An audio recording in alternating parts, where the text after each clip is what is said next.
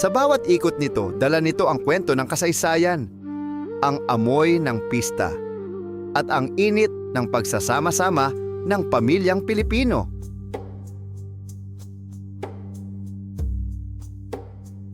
Sa bawat paghiwa ng malutong na balat, may tunog na hindi malilimutan.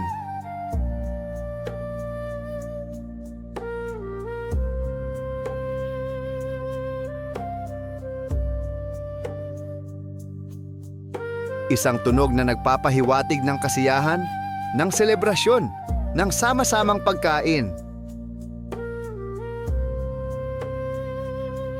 Sa gitna ng mesa, may isang ulam na hindi nawawala.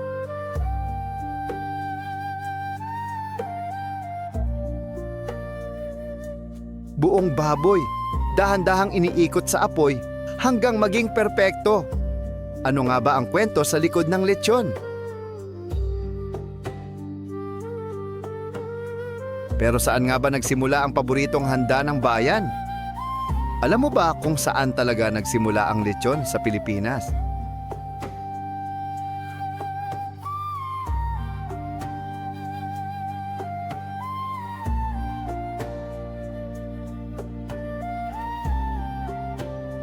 Ang lechon ay isang buong baboy na iniihaw sa uling. Dahan-dahan, maingat at may sining.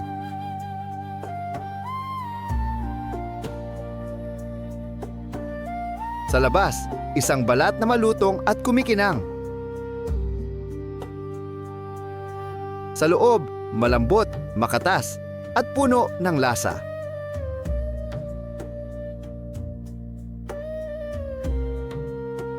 Pinupuno ito ng tanglad, bawang, sibuyas, asin, at paminta. Mga simpleng sangkap na nagiging kakaiba sa tamang proseso.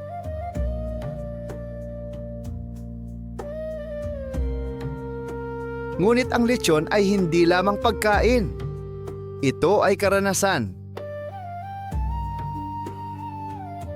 Kung gusto nyo ang mga ganitong video, huwag kalimutang i-click ang like button. Sobrang laking tulong po niyan sa aming mga content creator. At kung bago ka pa lang dito sa channel ko, maaari lamang po na mag-subscribe at pindutin ang notification bell para lagi kang updated sa mga susunod nating uploads. Gusto ko rin marinig ang opinyon nyo. Mag-comment lang kayo sa baba. Paki-share nyo na rin ito sa mga kaibigan nyo. Maraming salamat sa suporta nyo.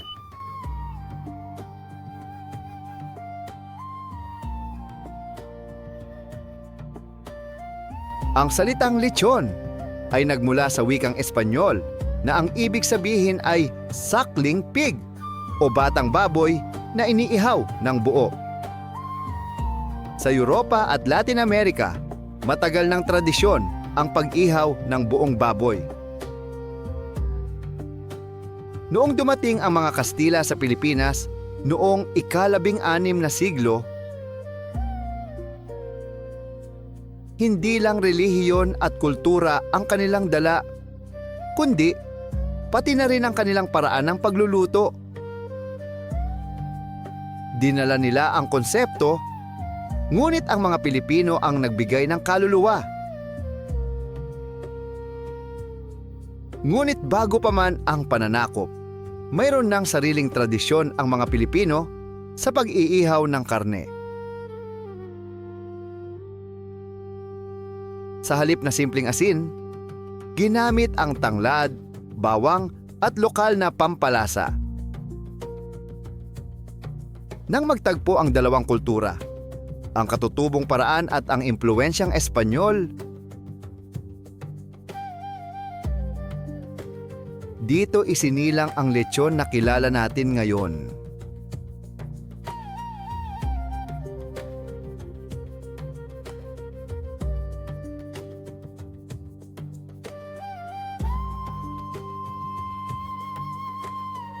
Bagamat matatagpuan ang lechon sa buong bansa, may isang lugar na naging simbolo nito. Isang lungsod kung saan ang lechon ay hindi lamang pagkain, kundi identidad. Ang Cebu, kilala bilang Lechon Capital ng Pilipinas. Kilalang kilala ang Cebu, lechon sa kanyang malutong na balat at malinamnam na laman. Even without sauce. Ang sikreto? Ang paggamit ng tanglad, bawang, sibuyas, at iba pang rekado na inilalagay sa loob ng baboy.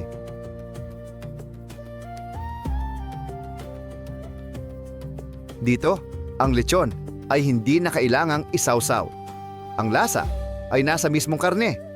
Ang balat, manipis, malutong, at halos parang salamin sa kinis.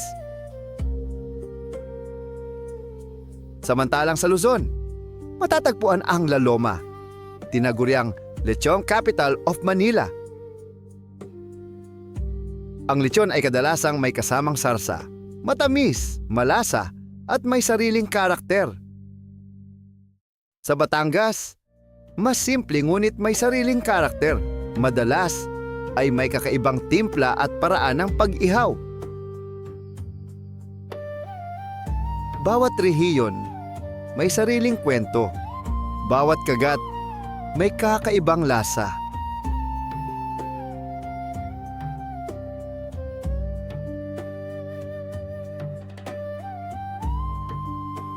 Nililinis ang buong baboy, maingat, detalyado. Pinupuno ng tanglad, bawang, sibuyas at iba pang pampalasa.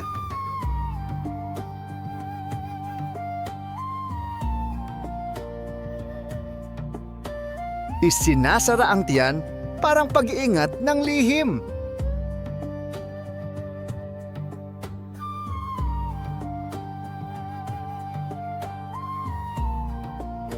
Sa ibabaw ng uling, iniikot ng dahan-dahan sa loob ng ilang oras.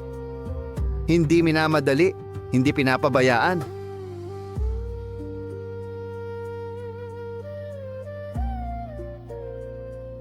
Bawat segundo ay mahalaga. Bawat pag-ikot, bawat patak ng mantika ay bahagi ng proseso.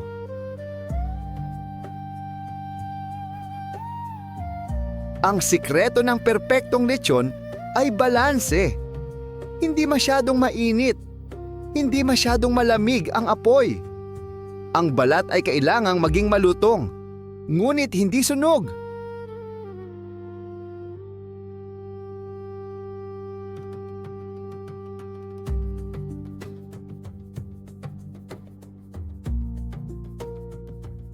Sa paglipas ng panahon, nagbago ang lechon. May Cebu style, walang sarsa, puro lasa. May Manila style, may rich na sauce. May lechon belly, mas maliit, mas praktikal. At may modernong bersyon, para sa bagong henerasyon.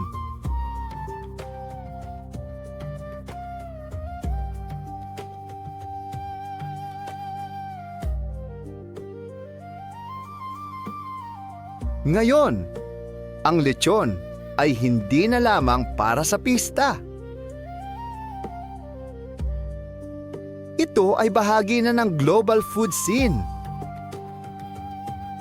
Sa social media, sa mga restaurant, sa buong mundo. Ito ay ipinagmamalaki bilang simbolo ng lutuing Pilipino. Sa bawat kagat ng lechon, hindi lamang balat ang nalulutong, kundi ang alaala, ang kasaysayan, at ang kultura ng isang bayan. Ito ay hindi lang pagkain. Ito ay selebrasyon ng buhay. Maraming salamat po sa inyong panonood at sana po may natutunan kayo sa bidyong ito. Hanggang sa muli.